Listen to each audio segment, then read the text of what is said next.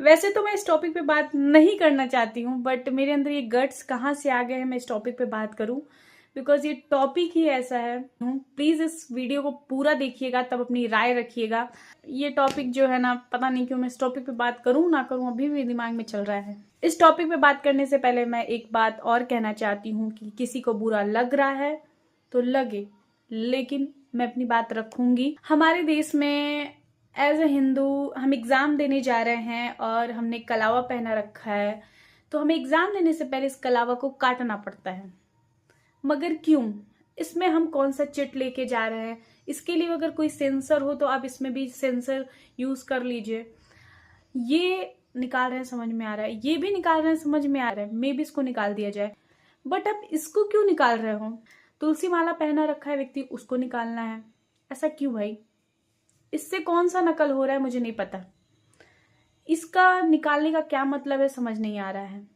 और एक और बात, ठंडी के समय में हम अगर सर पे टोपी पहन के जा रहे हैं उसको निकाला जाए, कवर करने के लिए कोई दुपट्टा ओढ़ रखा है उसको हटा दिया जाता है। बट वही कोई व्यक्ति बुर्के में आया हुआ है, पूरा शरीर ढका हुआ है, उसको नहीं हटाया जाता है। ऐसा क्यों भाई?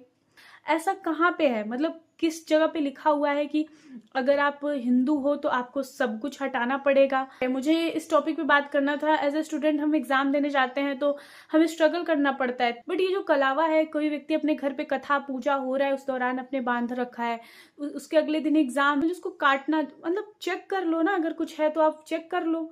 आप उसको काट देते हो। कोई भी हमारे हाथ में धागा है उसको आप काट देते हो।